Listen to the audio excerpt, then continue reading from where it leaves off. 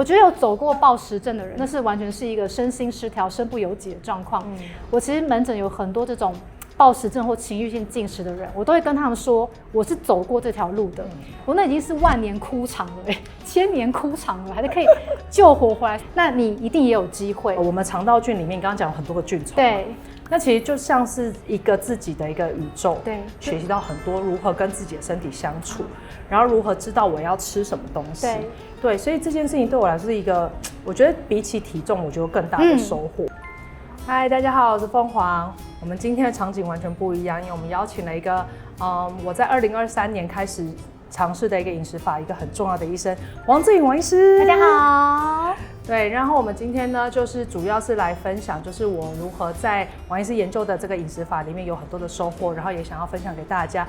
但的確，其實每一個人有適合的飲食方法，我覺得大家真的都可以去試試看。我記得我試過生酮，我也試過。對，然後生酮其實蠻好做，可是後來發现生酮不適合我，原因是因為脂肪量太大，但是吃都吃到飽了。30歲之後就真的就比較容易吸收變比較好這樣子。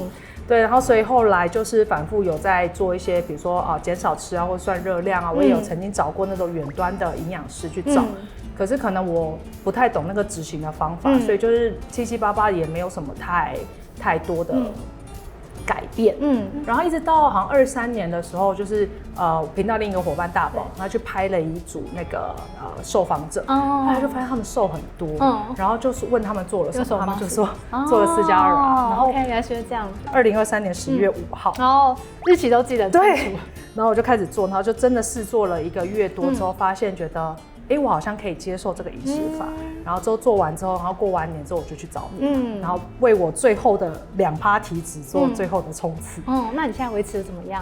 我覺得很好，因為我那時候願意做這個飲食法，就是因為號稱它比較不容易復胖，是對，然後就發現說其實它是完整的一套腸道菌的一個研究，對，所以就想要就是讓王醫師來好好跟大家解釋一下，為什麼腸道菌叢可以如此的掌握我們，而且這是這幾年才比較廣為人知，包括 Netflix 有拍了那個紀錄片嘛，沒錯，才發現說原來我們的胖瘦其實是腸道菌在決定的。想問你說，你在這個減肥反覆的過程裡面，你發生了什麼讓你這麼發憤圖強？我非得找到一個讓我可以永久依靠的方法不可。我相信很多人小時候都遇過被霸凌的經驗，然後應該沒有人可以相信說我小時候因為外貌被霸凌過。OK， 對，是臉太漂亮被霸凌，不是，是因為太胖被霸凌。多胖那個时候？就是可以講嗎？可以講。可以，但是應該說，我以前國中的時候就很愛打完籃球去吃炸雞排跟50蘭的珍珠奶茶之類的，所以那時候就突然吹氣球似的胖得很快，然後屁股就跟大象一樣，然後腿也很粗，所以那時候呢，就是會被班上的男同學或隔壁班的同学恥笑說什麼大餅臉、大象腿之類的。那你要知道，我國小好歹是個美人胚子，所以就是突然國中面臨這樣的東西，我其實很受傷。我會發現天哪，就是我竟然會因為外表，然後被大家這樣羞辱，甚至是連你有好感的男生都可能會在私下嘲笑你的外表的時候，其實那個身心受創蠻大的。當然我就發憤圖強，努力念書嘛。他說那老娘就是功課課業贏你就好，對不對？對，我至少要有一個東西。對，我有頭腦，對，因為我就是一個很求好心切天蠍座，這樣越求好心切，給自己的壓力就會越大。所以我那時候就是已經嚴重到我會去買一堆麵包，大概5、6個麵包，一口氣全部吃完，然後再去瘋狂跑步跟催吐。對，就是因為我會覺得那個飲食控制的壓力會大到我很想要犒賞自己。但是因為當時的成癮的狀況就是很愛吃麵包跟蛋糕，我每天都在看 bread 版跟咖啡 cake 版呢，而且我還寫了好多。有沒有一個可能，其實你把網絡斷掉就好了？背後辛酸事 OK， 那直接上來的脂肪，你接下來要怎麼去處理它？所以就開始在減肥版又在這邊流連。可是你知道那個壓力真的會很大，因為你會自責說，我為什麼要剛吃這麼多東西？然後我已經有了台中所有麵包店的 VIP 會員卡了，所以要多瘋狂！你知道，我覺得有走過暴食症的人就會知道，那個是很痛苦。你覺得你就是不該這樣做，你也沒有從當中獲得快樂，可是你就必須要這樣做。對，所以我會覺得那是完全是一個身心失調、身不由己的狀況。我好像很浪費我的生命，你一直在反覆吃，然後愧疚減肥，沒錯，吃愧疚，沒錯，而且不只是催吐。你看，我是醫生，我可以取得所有的瀉藥，就連那個大腸鏡前的那個瀉劑 fleet 那種，我都可以取得。但那時候我已經減肥減到連那個 fleet 我都不會排便了。就是非常嚴重的便秘，所以你的好菌某種程度也是被你催吐跟拉掉，就全部都破壞掉。對，所以但是我現在是一个不用靠任何外力，可以一天就有正常排便反射1-2次都 OK 的人。我那已經是萬年枯腸了，1000年枯腸了，還是可以救活回來。那你一定也有機會，不管你是多頑固的便秘，多難減的脂肪，或者多嚴重的這個情緒性進食，我都覺得我們只要把腸腦軸這個部分重新調節回正軌，我們脫離這些東西的掌控，你就會得到一個非常自由的身心靈。就是像剛剛鳳凰講的，我可以完全去掌控我想吃什麼，我該吃什麼。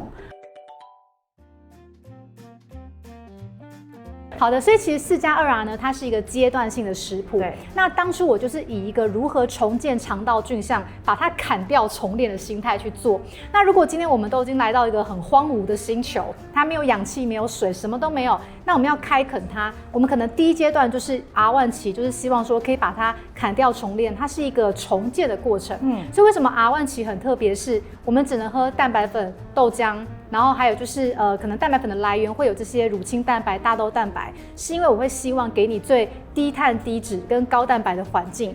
但是原型食物很難找到一個可以有這麼低碳低脂又高蛋白的，所以只有蛋白粉可以做到這件事情。所以當初蛋白粉的這個R1 前期的流質，其實不是為了要餓你，也不是為了要什麼低熱量，那都不重要。重點是我要達到我要的營養素比例，把你的這個星球的土地重整，把它缺乏的營養素大量灌注給它。那清乾淨之後，你的胰島素阻抗也稍微比較正常，是不是你再去吃一個減脂的飲食，反應就會比較好？通常胰島素阻抗很高的人，或身上滯留的水分很多的人，他吃那個健康飲食的效果非常差。等於說，因為你還沒有翻進不去嘛，沒錯，前面還有很多的關卡還沒有，你就塞住的啊。就例如說，好，你今天一個倉庫好了，裡面堆着一堆廢物，一堆垃圾，那你現在想要把一些好的東西放進來，你不清空它，好的東西要怎麼進去？好，我們已經打掃完倉庫了，我們的土也翻新了，接下來就可以把那些好的種子、好的物品搬進這個倉庫，種進這個土壤。所以 R2 期就是第2階段，它全部都是植物性的蛋白質來源，跟植物性的一些好的多酚。那這個階段的唯一的動物就是蛋，還有就是分離乳清蛋白。為什麼呢？因為乳清蛋白其實在研究中發現跟一般的動物性不太一樣，它是可以提供一些比較好的必需氨基酸，長出來的也是偏好的菌。那雞蛋是為什麼呢？是因為如果我們今天不吃蛋，我們可能會缺乏一些，例如說維生素 B 群啊，那些動物性的蛋白質才有的東西。所以蛋它是一個很完整的氨基酸。那以豆、魚、蛋、肉、奶這樣的蛋白質順序來講，其實豆、魚、蛋還算是在前面，所以我們才會在 R2 是屬於蛋素飲食。那什麼時候可以從 R2 進到 R3 呢？通常我們會用體重下降10%，對，因為減重10%是醫學上看到許多代謝症候群、憂鬱症、膝關節炎真正有改善的閾值。那在我的研究看到是10%以上，腸道菌才有改變，那就變成到時候 R4 我們先讓抗性澱粉進來，那就可以測試到底是不是你是一個吃澱粉，沒錯，就是這樣。所以你會發現4+2R 的前面的4，它就是1、2、3、4個階段，循序漸進的把你的身體養成一個吃肉、吃澱粉都可以正常代謝掉的身體。是，那我們的 R5、R6 就是維持期了，對，所以你現在已經是 R6 了，對，對，那很有趣，R5 維持期為什麼要半年？因為我們腸道菌的研究看到，你認真吃2個月，然後你後面亂吃，紅利就是半年，就是那個可以半年後就看我到底有沒有前面的基礎工作的好不好。對，半年亂吃就回去了。那當然就是等到 R6，就是這個滿1年的時候，就是我們說的應該是菌相比較穩定，對，跟研究中所說的維持良好的定義就是1年。對。所以通常這樣子就是從一開始到結束差不多1年半可以完成，對不對？要看每個人啦。如果你今天要減88公斤，你需要2年。我覺得還有基數大小的問題。沒錯沒錯。我很喜歡這個飲食法，對我的幫助是它不是一個規定的一個狀態，就是每個人的快慢速度會不一樣。所以我常說這是一個旅程，在這個旅程當中，可能每個人的收穫都不一樣。但是你其實要去看說，到底我比我過去到底有沒有進步哪裡？就算小小的地方都很好。我們有些學員他其實不是第一次跑完就成功，他也會在 R4、R5 之後又復胖，從 R1 開始，大家就會發現這次我比上次不愛吃某個垃圾食物了，所以我比上次更容易可以好好做這件事，然後就是一次又一次發現，我好像越來越比我過去的自己還要再更加健康，連我自己都大概第2次。我才發現，我真的感受到那個不易胖體質是什麼感覺了。那我就會想到，其實有時候，我們腸道菌裡面，你剛剛講有很多個菌蟲，对，那其實就像是一個自己的一個宇宙，對，自己的星球，对，所以我們其實人在這個生活上面的時候，其實如果我們可以除了跟人際關係以外，我們跟自己的身體有很好的連結、有關聯的時候，其實我們自己就是自己的一個宇宙。那你想要活在什麼樣的宇宙裡面？對你的宇宙的了解有多少？對，我覺得其實這是我在這飲食法裡面有一個額外的收穫。是我先姑且不論復不復胖，對我來說，它是我在這個飲食裡面學習到很多如何跟自己的身體相處，然後如何知道我要吃什麼東西。对，所以這件事情對我來說是一個，我覺得比起體重，我覺得更大的收穫。沒錯。然後而且它是善循環嘛，因為你越了解，你的體重就會越穩定。對。但我最近也有發現，就是因為你一直有提到說肠道菌其實好的話，其實它有可以產生很好的，比如說血清素啊，是快樂。对。然後是人就比較不容易，比如說有比較憂鬱啊，或者心情不好的狀況。沒錯。然後我那時候也覺得說，我自從做這飲食之後，我覺得我情緒比較穩定，因為我的本業是金融業，所以以前就是會焦慮。然後剛好這次呢，就跟我一個家人聊到，就是關於憂鬱症的事情。對，他跟我說：“你知道嗎？你知道哪裡生產最多的血清素跟多巴胺嗎？”我說哪裡？他說是腸胃菌。然後我每天都在拉肚子，所以就沒有辦法，就是很好的去生產。其實我們腸道真的是我們第2個大腦，就是最近每個人都在講這句話。可其實是因為我們的腸道它有非常非常多的就是神經內分泌細胞跟免疫細胞，所以其實如果今天腸道發炎，大腦也會發炎。对，所以其實剛剛你講那個朋友的狀況，有點像腸躁症。腸躁症是一個非常確定跟情緒有關的腸道的疾病，所以你會發現他一定都是被情緒牽引，一緊張就想要上廁所。對，所以為什麼會這樣？就是表示我們的大腦跟我們的腸子它有在溝通。对，所以如果今天我們把它這個腸道壁修復好，讓它可以好好的吸收營養，讓那些營養可以產生好的血清素，然後也不會讓你的營養流失掉，其實它就會給你的大腦一個正向循環。所以你看腸道菌的研究不是只有飲食對它有幫助，還有什麼是有實證的？就是正念，正念飲食，還有什麼冥想，還有就是瑜伽，或就是我們講的皮拉提斯，或是太極拳。意思就是說，這些東西的共同點是它會對身心靈有幫助，所以這就是一個大腦去調控腸道症狀最好的一個證據。就是反過來，沒錯，所以他們其實是互相調節。所以我常說，肥胖它其實是一個身心靈綜合的疾病。如果我們今天只是想要去限制你的熱量，卻沒有去把這個根源的腸道，或是把你可能這個大腦情緒的問題處理好，它只會一直在重複發生。对，所以我們可以一方面透過飲食顧好我們的腸道菌，然後再透過就是平常的一些靜坐啊，或者是靜心，然後或者是我們常常在頻道裡面講的一些調頻的方法，對，或者透過閱讀啊，或者一個很舒服的旅程，去把你的大腦呢去重新的放鬆，重新的 retreat 之後，他們就可以產生一個正向的一個循環。是，很多人都說減肥是知易行難，可是以我自己這樣多年的經驗，我發現是知難行易。這個理論其實很困難了解，所以為什麼要3小時的衛教課程？對，還要在實體面對面再 repeat 一次。所以一旦你懂得這些腸道菌的原理跟身體和飲食之間的關係後，喝個粉有什麼難？豆腐有什麼難？那不需要廚藝，這食材不會難取得，本身做這件事情一點都不難。問題是你要先了解你為什麼要做這件事情。對，我覺得很特別的是，我那時候先買書，我看完了，然後一直到我要去找你的時候，還需要先上你們的衛教課程。對，然後而且我聽說你們這個衛教課程有出第2個版本啊？對，沒錯。因為後來我們發現很多人會困在維持期要怎麼吃。哦，對，因為你的第1版真的沒有這個內容啊，所以大家都很困惑。那我畢業了之後，我就可以開始。沒錯，所以我們又增加了一個，就是黃以杰醫師在講維持期怎麼適合章節。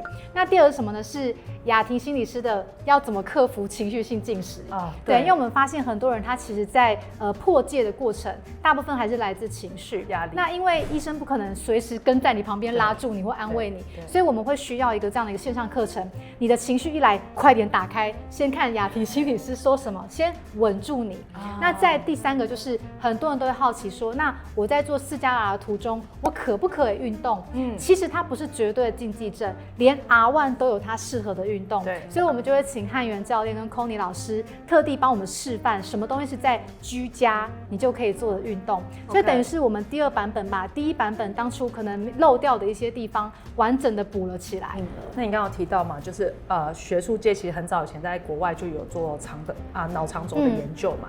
18年你才開始做這件事情。對。那你知道我覺得有時候我們要推行一個新的東西是比較辛苦，在這過程裡面你有沒有這又是一個血淚史，然後哥白尼啊，然後地心說日心說，你就知道以前到現在為什麼會有獵巫行為，是因為只要跟當時的可能宗教背景或者是大家的普遍常識不一樣的東西，都會遭到撻伐。那為什麼要撻伐你呢？因為你會擋到他們的既有利益或既有權威，那他們就是要被迫學習一個嶄新的東西，那他們的權威就會掉下來。所以我其實在剛提出來這個學說的時候，當然就會被很多同行的人去攻擊，但是我覺得我其實算是有心理準備，因為我知道說這個東西就很新，那你當一個就是開拓者，你就是要有心理準備，就是背後受劍，因為你往前走，往前看。那事實上證明，就是守得雲開見月明。你看這樣8年下來後，醫生們的衛教越來越像4+2啊，就是每個人都在講植物性食的好處，都在倡導要多吃豆類食物，然後慢慢都說，熱量其實它沒有那麼準。所以有一句話就說，真相是時間的女兒。對，那我覺得 OK， 我就是可以等到這一天。可是我會覺得，我每個人都可以給自己一個機會去嘗試一個新的東西，就像我們頻道常在講的，我們能不能夠用更開闊的心情，更開闊的心態去接受這個宇宙有很多你不知道的事情。沒錯。然後凡是有新的事情，能不能夠帶着好奇，我們先去嘗試。總是你要先去做了，你才知道這東西適不適合你。對，而且我常常都說，你要看一本書或一個影片，你要有感覺，你要有 feel， 你要覺得頻率是對的，它是對你會有好處的，你再去做。对，如果你应該看覺得這胡扯這都鬼扯，那你就不要試。對。所以其實這也是一個很好的幫助大家節省時間的方式。對，你可以先用看課程的方式了解說，這個東西我有沒有興趣？它有沒有讓我覺得有些好的一些共振？那我就來試試看這樣子。是。對，所以我們等一下就來教大家簡單的準備一個好菌會喜歡吃的食物。連我這種廚藝菜鳥，全世界最不會煮菜的人都可以做出來的東西。對，我們就帶大家去廚房看看咯。好，那我們轉場來到了廚房，你現在會不會很緊張？有一點，真的，我也是第一次在大家前面做菜，因為都在自己家亂做是沒關係的。對。那我們就是帶來2道比較簡單的料理分享給大家，就是如何做出一個好菌喜歡吃的食物。沒錯，而且是在很忙碌的生活當中，你還是可以在辦公室裡面立刻解決的東西。對，快速的。那王醫師今天帶來的是？我今天帶來的是板豆腐蒸蛋，然後是微波爐料理，所以只要5到7分鐘，我們的診所小姐就可以完成這個午餐。好，然後我帶來的是一個就是那個豆皮蛋餅。那首先呢，材料很簡單，就2顆蛋，然後2片豆皮，這樣是1份。對，好。那你覺得就是現在有在討論，就是比如說膽固醇啊、全蛋啊、蛋的問題，对，你覺得有？我之前才寫了一篇文章，就是其實吃蛋這個東西是要看你的基因跟你的背景。例如說，你如果今天是植物性飲食的人，那你唯一的飽和脂肪跟膽固醇來自蛋的話，對，你一天吃2-3顆都沒有問題。但如果你是一個荤食者，你已經有肉啊或其他充滿膽固醇的東西或飽和脂肪的東西，那你再吃到3顆蛋就有可能會超標。所以其實要先看你的背景。那再來就是要看基因，有一些人他的基因是屬於對雞蛋的膽固醇特別敏感，那他還真的不能一天吃2-3顆蛋，他可能要1個禮拜吃1顆之類的。然後因為豆皮本身就會有一點油，所以呢我就可以不用加油。对，然後我就是會把豆皮的第一面先煎到就是金黃焦脆之後，我就翻面。对。然後我有時候會放一點9層塔，就是比較香。好香哦。对，然後可以就是切碎，或者是就是懶惰的話，就像我一樣用手撕碎丟進去就可以。OK。对。都連外國人都知道這個豆腐是可以做很多變化的。對。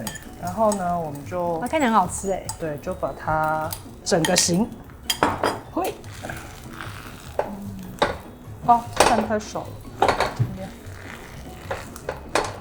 推一推。然後呢，這個時候就是我們把它整好型之後呢，就是可以撒一點白胡椒鹽。OK， 這樣子的話呢，它就是會有鹽巴，然後有白胡椒粉，就還不錯。然後如果喜歡辣的話，我會加一點那個青花椒粉。你吃辣嗎？我非常吃。真的？那我們等下撒。我超吃。對。我的顏色碎碎碎。对，然後這樣子。然後基本上就是差不多就可以把它。可以做給小孩吃哎。對啊。老人小孩都很適合。对，需要技術。我通常在家裡是沒有這麼搞，剛把它捲起來，我就直接這樣叭对着，然后变成一個方形的就好。哇，对，就是這麼真實，就這麼真實。可以了，可以了，可以了，可以了。你喜歡吃這麼焦會致癌嗎？我們可以把黑色這樣剝掉，沒有關係。請王醫師給這道菜1個評分，滿分10分。沒事啊。我覺得我們不要只看人家的外在，我們要感受一下內涵。真的，我通常不会把蛋煎到全熟才過，因為它會再加熱一下，所以就很簡单的一個。這就是今天的豆皮蛋餅，從頭到尾大概花不用5分鐘，非常快，早上就很適合做給小朋友吃。好，那接下來就換王醫師帶來你的板豆腐蒸蛋。對，沒錯，這是一個真的廚房小白中的小白應該都可以完成的料理。那這個連我家小孩，我覺得他可能都可以做到。首先，我們的料理的這個食材就是用板豆腐1塊，那嫩豆腐其實也可以，但我覺得板豆腐比較有飽足感。那因為今天這個碗的限制，我覺得我們就1半就好了。好，那我們通常這樣1半放進去呢，我會先用湯匙把它壓碎，這樣可以看得到嗎？其實這樣壓碎呢，它就已經很有蒸蛋 feel 了，你不覺得嗎？有。對，其實做這個蒸蛋的好處是因為，如果你要做那個豆腐漢堡排，你要把水瀝得很乾。那如果是蒸蛋不用，因為本來蛋就是需要水嘛。好，去打進去。整顆嗎？啊，对啊。打散嗎？它會熟，再混，对，我再把它混進去。对。好。胡椒類或什麼想要在這時候加也可以，因為它裡面就會有味道。而且因為我就是可以靠這個蛋液的潤滑度，讓它更好攪。那其實這個花椰菜呢，我會建議說，我們可以把它切一切，不要讓它太大朵這樣。王醫師啊，你拿刀子的時候看起來特別可怕。真的，沒事沒事。你知道他剛剛差點從他2個指縫中間給我切下去，我在旁邊就。我覺得可以把豆腐再搞不好可以多一點點哦，就是可以把它蓋住。你是說我蔬菜要把它蓋住，對不对？對，因為你還有泡菜。對。泡菜要切嗎？泡菜嗎？沒關係，沒關係。就加倍。因為你知道，我覺得有紅紅的看着就比較有食欲，有沒有？會。對啊，真的。就是大家也會說，在過程當中，比如說加味噌啊，或者是加泡菜，有的人會卡重，所以就是去調那個量。好，其實把它整的就是蠻漂亮的，有沒有？好，所以通常就是辦公室一定會有微波爐，不一定會有電磁爐嘛，但是微波爐一定會有，因為要加熱便當什麼的。所以放進去之後呢，雖然我跟它不熟，但是大概這邊是900跟700嘛，我們說用700瓦可能就是7分鐘。那我先900，我用5分鐘。好。王醫師，我想問，如果就是平常真的很懶，連開火做都不想做的時候，有什麼，例如說外食的選擇，或者是其他補充？你剛那除了像嫩豆腐這種比較簡單的方式，有人就會直接用喝的，就像我們的 MNT 蛋白粉，它就直接把分離大豆蛋白、分離乳清蛋白跟菊苣纖維，把這些腸道菌的身體需要的好的植物、動物蛋白質跟膳食纖維就加在裡面了，所以就一次喝了就解決它了。對，我知道，就是其實喝那個在外面真的很方便，就是我都會帶好乾粉，然後你只要有水就可以加進去，我就可以吃飯。沒錯。尤其是中午，有時候我就是在客戶跟客戶中間的時候，就快速的在車上喝一下，然後就吃飽了，其實蠻方便。一次就是2種蛋白質都可以吃得到，對，而且克數絕對夠。沒錯過。好，結束了，我們要揭曉了嗎？等一下，手套，應該手套，我不知道会不会熟哎。哇，有吗？我觉得看起來很好吃哎，真的。对，可是要挖下去才知道。好哦，哇，你看，噔噔。它看起来是一個非液體狀態，我覺得應該是熟的。我應該可以吃了，我覺得可以。因為我們等一下交換吃。可以啊。微波爐板豆腐蒸蛋完成。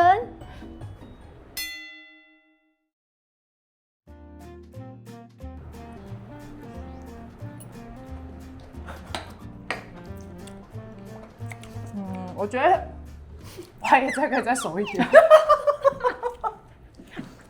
結論是花椰菜不好熟，所以大家要煮久一點。花椰菜要久一點，畢竟它是冷凍花椰菜。对，因為你菜单看還是冷凍花椰菜為主。對，沒錯。所以其實如果大家用的是非冷凍花椰菜，應該會好。當然時間是可以的。但我覺得加泡菜很好吃。對啊，我本身也是這樣。其實泡菜應該要多加一點。那你要評論一下我的蛋餅。其實它真的吃起來很像蛋餅的口感，但是的確是有點超回答味道。我覺得那個9層塔真的超加分，是不是？非常真的，就是9層塔加了之後，就有一种自己在吃蔥抓餅，有快樂的感觉，就不只看起來像蔥抓餅，吃起来也像。對，我是真的覺得這個就是一天都可以做，而且很快。可以，我覺得它的內涵有超過它的外表，真的齁。為什麼笑成這樣？導演，請問？一道很神秘的菜，跟一道內涵超過外表的菜，就是。所以重點是什麼？好吃就好了，對啊，對不对？我們做了一個好吃的，然後自己家裡吃的又方便。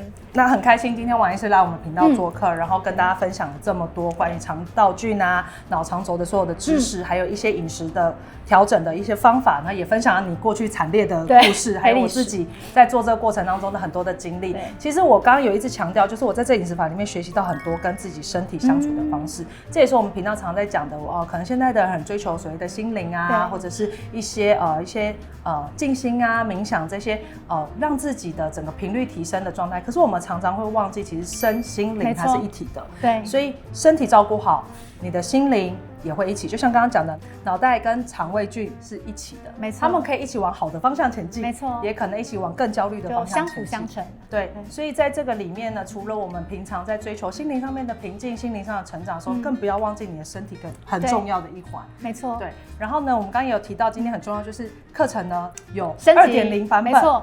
而且我們為了要回饋我們的這些老學員的支持，我嗎？是的，對。所以我剛剛講了那麼多，增加了這些非常棒的單元，你只要多300元。